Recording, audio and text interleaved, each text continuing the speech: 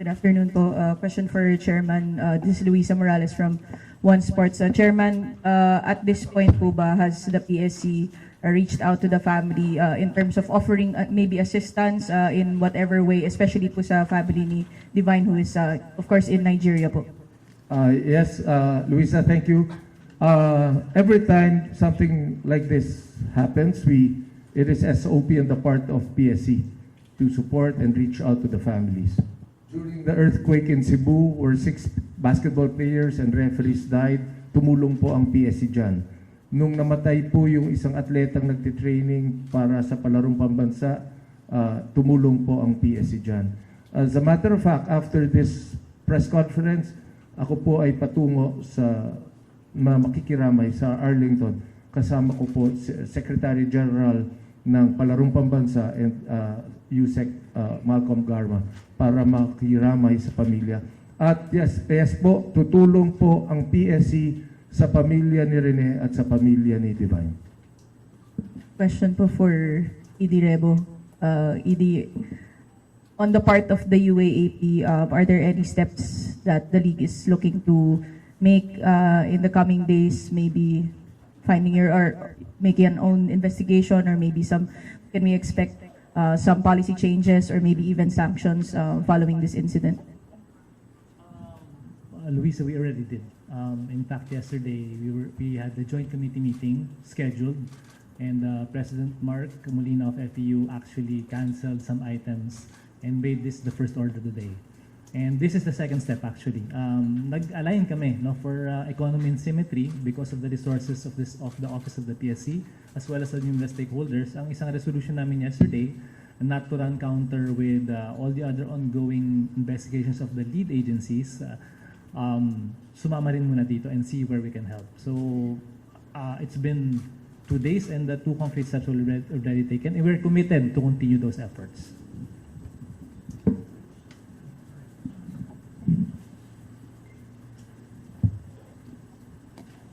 Paige Javier, ABS-CBN. ED Rebo, I know may ongoing investigation. Is the UAAP doing its own probe parallel to what already ongoing?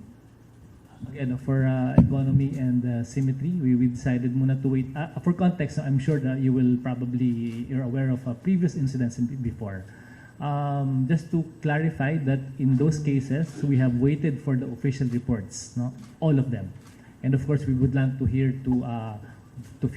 from the concerned parties as a part of elementary due process. And so, kahapon was organizational, today was also organizational, and meron naman kaming narating at may resolutions na in fact.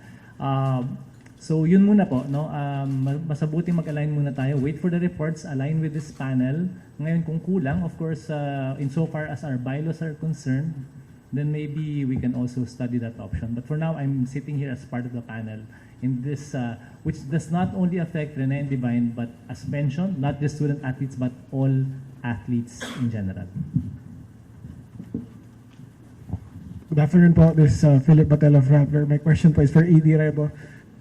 ED, question po. Since we've had the unfortunate thing of many of our student athletes have passed away during these past few seasons, is the UAP looking at a policy na perhaps sa training magkaroon ng requirement like a safety officer or a person who needs first aid, who knows first aid to attend to these kinds of incidents?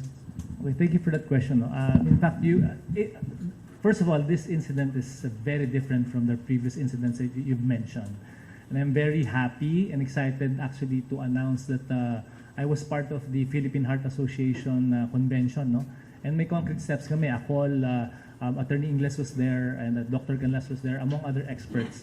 And one of the calls that we or recommended to the individual member schools is to have the mandatory AEDs, So yun ang importante. Those are concrete steps that we're taking.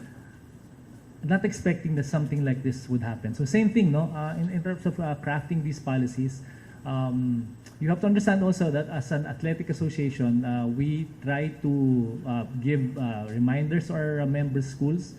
But ang talagang focus namin and the Office of the Executive Director is really in the holding of our events. So pag tayo nagpalaro, for sure meron dalawang AED. So yun ang primary focus. Not to dismiss yung off-school campus activities, but really yun muna ang pangangalagaan namin. Then again, yun nga, kaya nga po ang tanong kanina, what are their gaps and what are the existing policies kung pwedeng baguhin, tingnan natin kung kakayanin. At we appreciate the gesture of Chairman Pato. I think it is very important, friends, to understand yung role ng bawat isa rito. And I'd like to request Undersecretary Malcolm, who is also the Secretary General of Palarong Pambansa, to help explain the framework. Lalo na nag-mention tayo ng mga memorandum order and yung mga joint policies ng CHED and the DepEd. Thank you, Chairman Pato. Good afternoon to everyone. So we all know that Rene was a product of the Palarong Pambansa, and we know for a fact that our collegiate players, no, the varsity players, most of them actually came from the Palarong Pambansa. So our stake here as the Department of Education is really part of the solution is to make sure that our products in the Palarong Pambansa, who are the products of our basic education, would be given and provided with a safe environment for their training and during the playing of the respective events. So, importante po na hindi lamang po ito tignan sa pananaw ng higher education at sa pananaw ng sports, but really to connect everything in terms of our sports development program in the country, coming from the basic education. So, I think this is something that will assure our parents, yung mga magulang, ang ating mga atleta, na sinisiguro ng ating pamahalaan yung kaligtasan nitong mga atleta, hindi lamang sa basic education hanggang sa sila ay maging kolehiyo at maging professional. Mark Sarawar, GMA7. In my previous podcast, Chair, may Ateneo basketball player na rin nag-intimate ng ganitong sa baler na ganitong training, and the description by him was it was a deadly training by the same coach.